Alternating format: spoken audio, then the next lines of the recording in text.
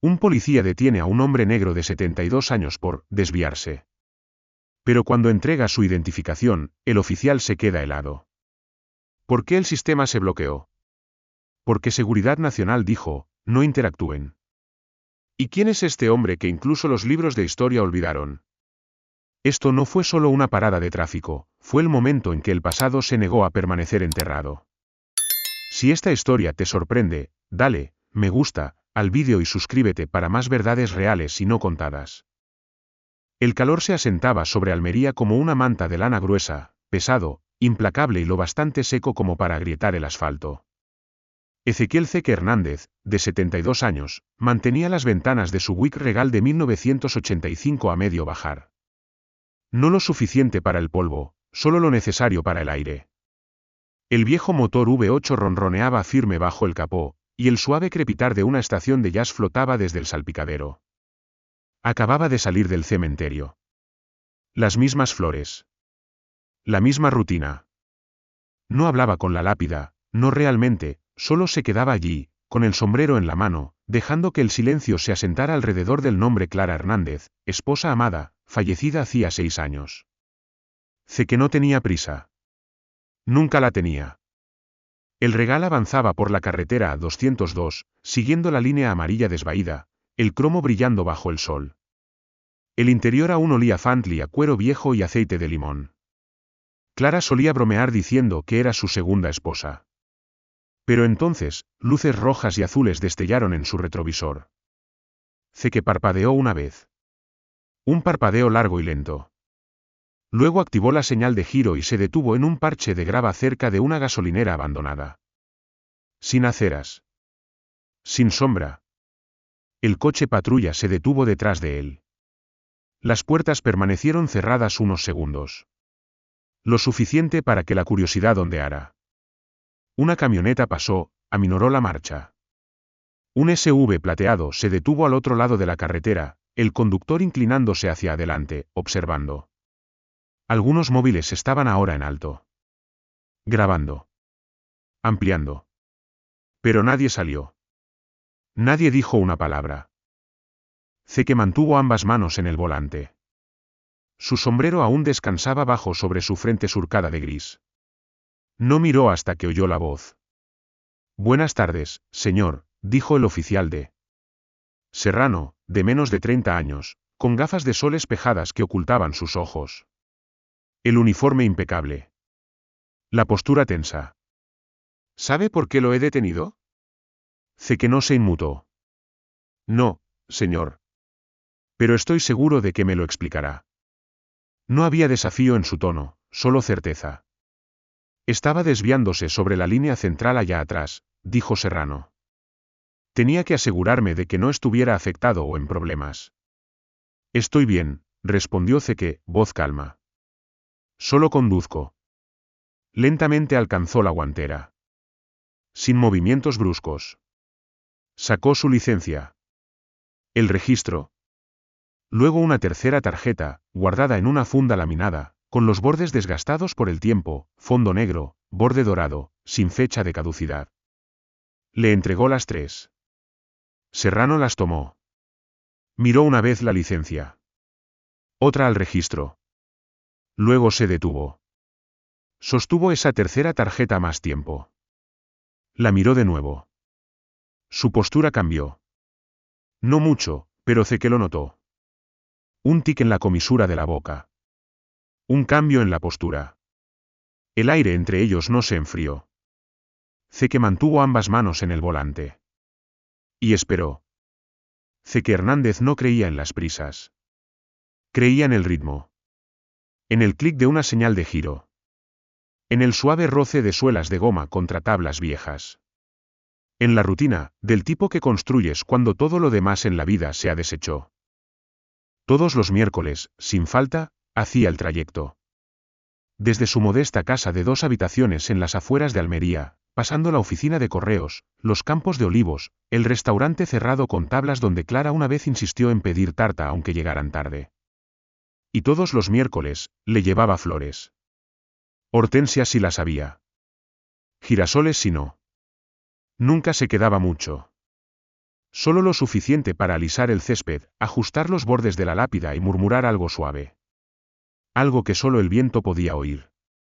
Hoy no fue diferente.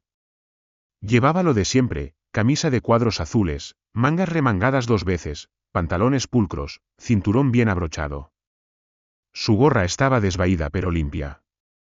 Descansaba baja sobre su frente, proyectando una sombra firme sobre ojos que habían visto suficiente como para dejar de parpadear ante tonterías. El Buick Regal, de 1985, color crema con adornos de cromo, estaba impecable. Clara solía burlarse de él, lo llamaba su otro bebé. Decía que debería haber estado celosa de cómo lustraba esos parachoques. Pero no lo estaba. Lo entendía. Entendía que un hombre como Zeke, silencioso, reservado, deliberado, no siempre tenía las palabras. Así que pulía. Reparaba. Mostraba amor preservando lo que aún funcionaba bien. Zeke no hablaba mucho, pero cuando lo hacía, la gente escuchaba. Había estado aquí antes, no en este exacto borde de carretera, no en este exacto calor, pero sí en esta sensación. Esa pausa en el paso de un joven. Esa duda en la voz de alguien. Esa fina capa de sospecha que parecía cubrir todo lo que tocaba, sin importar cuán cuidadoso fuera. No se sorprendía por las luces intermitentes. No se alteraba por los uniformes. Sabía lo que pensaban que veían. Pero lo que nunca veían era lo que yacía bajo el silencio. Y hoy, alguien podría verlo. 1969, Extremadura, España. La humedad era tan densa que empapaba el cuello antes de dar el segundo paso hacia el edificio de ciencias. Zeke recordaba ese día como una imagen fija, la tiza en sus dedos, el zumbido de un ventilador de techo averiado, el momento en que el hombre de traje gris golpeó 2 veces la puerta del aula y dijo, «Ezequiel Hernández, ¿una palabra?». Tenía 22 años. Estudiaba ingeniería eléctrica en una pequeña universidad pública poco conocida fuera de la región. Mantenía la cabeza baja, entregaba sus trabajos antes de tiempo, hablaba cuando le hablaban. Y de alguna manera, lo notaron. El hombre del traje nunca dijo militar ni gobierno. No mencionó autorizaciones ni peligros. Solo que había un programa. Que buscaban mentes como la suya. Mentes que no atrajeran cámaras. Mentes que los periódicos no seguirían. Así comenzó el proyecto Horizonte. No estaba en los mapas. No tenía logo. El edificio donde trabajaban no tenía cartel. Pero bajo tierra, debajo de una estación meteorológica clausurada cerca de Cádiz, Zeke y otros 13, todos negros, todos ingenieros, todos invisibles, construyeron cosas de las que el público no oiría hablar durante décadas. Diseñaron relés de radio de largo alcance encriptados, del tipo que podía mantener a unidades en Uganda y Turquía comunicándose sin detección. Construyeron limpiadores de señales, cortafuegos prototipo, líneas de transmisión imposibles de rastrear. Trabajaban turnos de 16 horas. Comían de máquinas expendedoras. Dormían en catres por turnos. Y cuando algo funcionaba, se reportaba hacia arriba. Nunca hacia afuera. No había placas con sus nombres. Ningún general les estrechó la mano. Zeke ni siquiera tenía un título formal. Solo un número de placa. Y más tarde, una identificación negra y dorada con una clasificación tan alta que la mayoría de los sistemas actuales aún la marcan y se congelan. Para 1976, el programa terminó. Los registros se sellaron. El personal se dispersó. La mayoría desapareció en trabajos de escritorio, contratos privados o silencio. Zeke eligió el silencio. No porque tuviera miedo. Sino porque nadie quería la verdad de un hombre como él. Querían su genialidad. No su nombre. Y después de un tiempo, dejó de ofrecerlo. El oficial de Serrano sostuvo la identificación militar gastada demasiado tiempo. El borde dorado se había apagado con el tiempo, el laminado negro agrietado cerca de la esquina, pero los números? Nítidos. Grabados con algo que parecía más permanente que el plástico. Parpadeó. Miró a Zeke. Luego de nuevo a la tarjeta. Espere aquí, dijo, la voz más tensa ahora. Zeke no respondió. No se movió. Solo volvió a descansar ambas manos en el volante. El sol presionaba a través del parabrisas, lo bastante caliente como para quemar los antebrazos. Serrano caminó rápidamente hacia su patrulla. Abrió la puerta demasiado rápido, se dejó caer en el asiento y comenzó a teclear en el sistema. La licencia pasó. El registro pasó.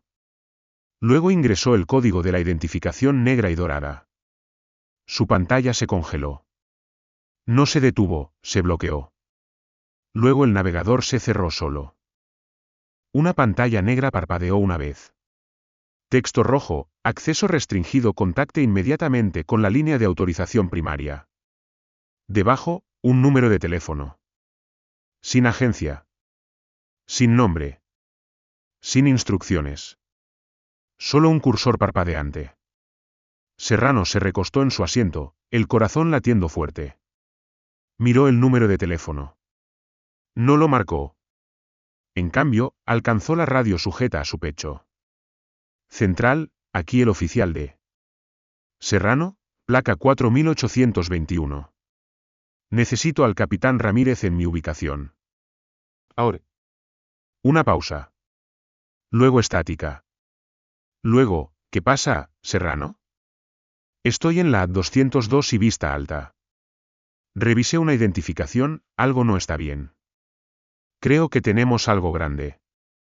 Detrás de él, la escena había comenzado a crecer. Una joven en ropa de gimnasia había salido de su SUV y estaba grabando ahora, narrando en voz baja. Parece que han detenido a un anciano. Los policías parecen nerviosos. Un repartidor aminoró su furgoneta y se asomó por la ventana. El aire había cambiado. La gente podía sentirlo. Dentro del Buick, que permanecía como piedra. No desafiante. No enfadado. Solo ahí. Cuando Serrano finalmente volvió hacia el coche, no caminaba con la misma rigidez de antes. Ahora sin gafas de sol. Se detuvo en la ventana, tragó saliva con fuerza. Señor Hernández, dijo. ¿Le importaría salir del vehículo? Que giró la cabeza, voz calma. ¿Estoy arrestado? No, señor. Nada de eso. Solo, necesito verificar algo. Que miró hacia adelante de nuevo. Dijo que me desvié. Tiene mi licencia. Mi registro. Mi identificación militar.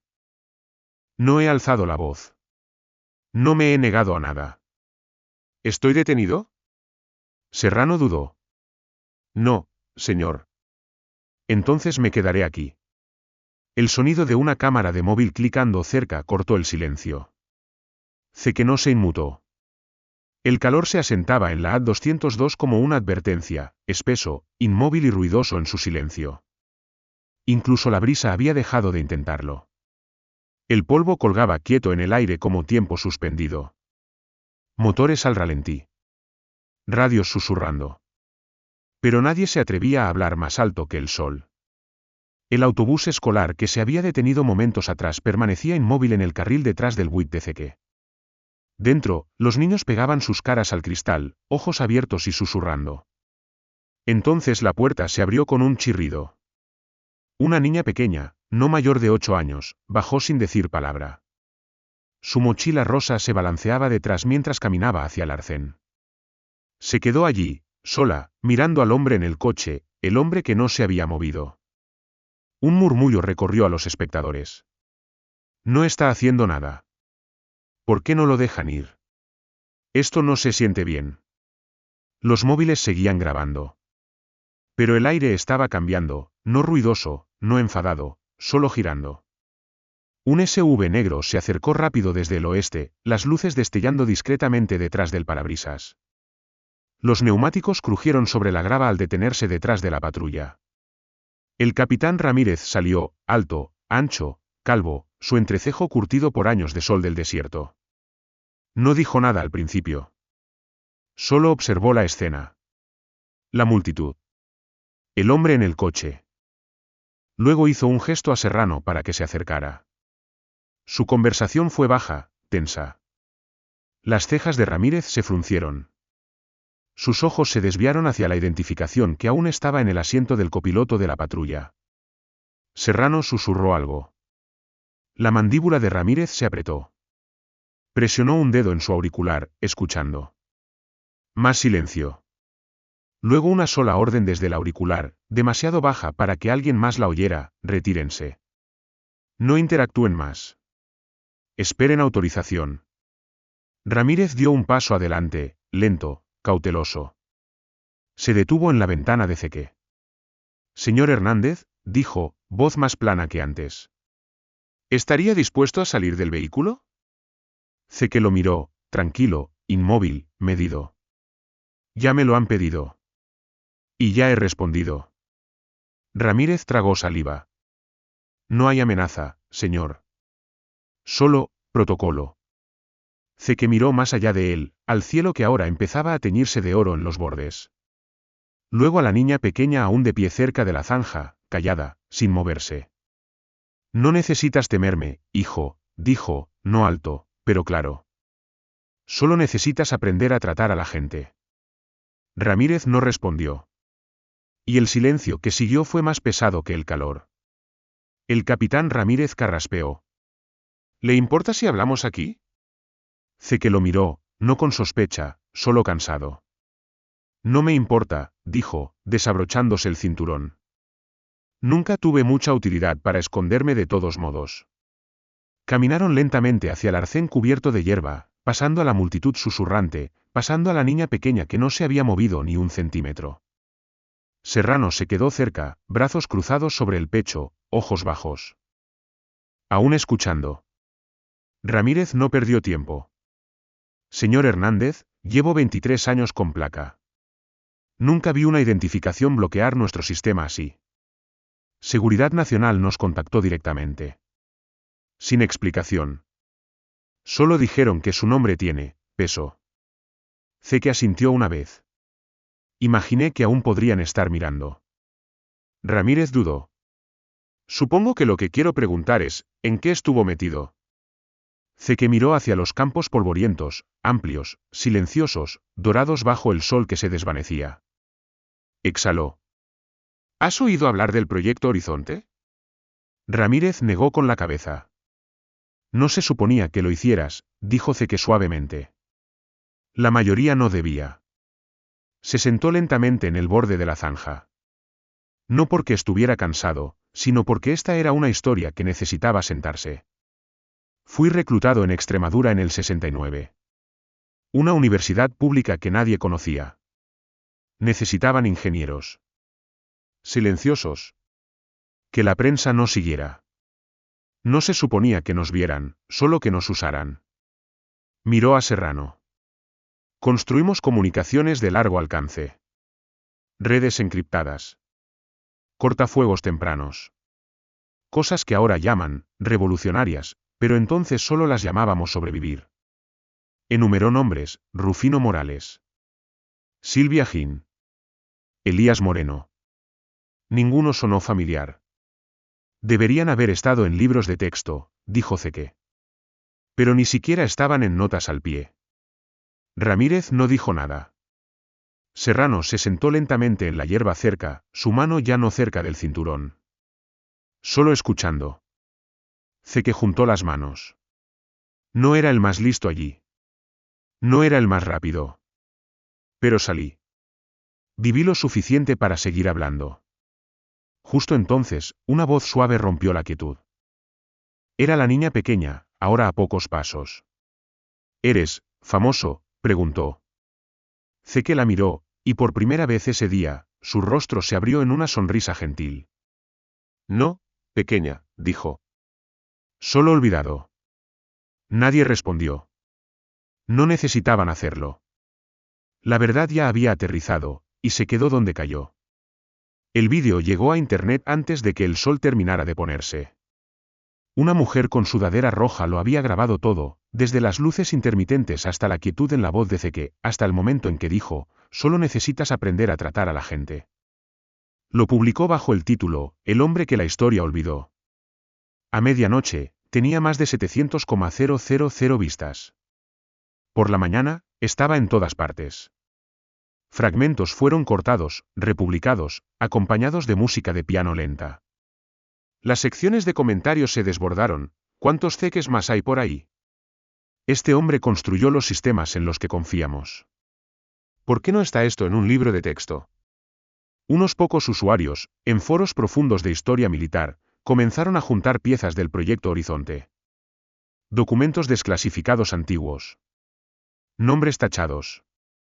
Diagramas que coincidían con las descripciones de Zeke. Un oficial retirado de señales de la Fuerza Aérea simplemente respondió, confirmado. Nada más. Pero fue suficiente. En Almería, las cosas cambiaron silenciosamente. En el Instituto San Juan, el profesor de historia, el señor Ruiz, imprimió la transcripción de las palabras de Zeke y se la dio a sus alumnos de último curso. Mañana, dijo, vamos a hablar de las personas que deberían haber estado en vuestros libros de texto. Una chica levantó la mano y dijo, yo estaba en ese autobús. Lo vi. La clase se quedó en silencio. ¿Y el oficial Serrano? No fue suspendido. No renunció. Pero algo en él cambió. Dejó de apoyarse en su placa. Dejó de hablar por encima de la gente en el bar. Comenzó a asistir a reuniones comunitarias, se sentaba atrás. Nunca hablaba. Solo escuchaba. En las paradas de tráfico, se tomaba un momento antes de alcanzar su libreta. Miraba más a los ojos, no solo a las acciones. Una semana después, pasó junto a Zeke fuera de la oficina de correos. Se detuvo, se quitó las gafas de sol e inclinó la cabeza. Aún estoy aprendiendo, señor, dijo. Zeke asintió. Sigue adelante. Sin fanfarria. Sin conferencias de prensa. Solo un felpudo. Alguien, nadie dijo quién, dejó un felpudo nuevo en la puerta de Zeke. Grueso, limpio, simple. Grabado con una palabra, respeto. Sin nota. Sin explicación. Solo un acto silencioso para un hombre que había esperado décadas para ser visto. El viaje a casa fue el mismo. El mismo tramo de asfalto agrietado. Los mismos graneros desvaídos inclinándose al viento.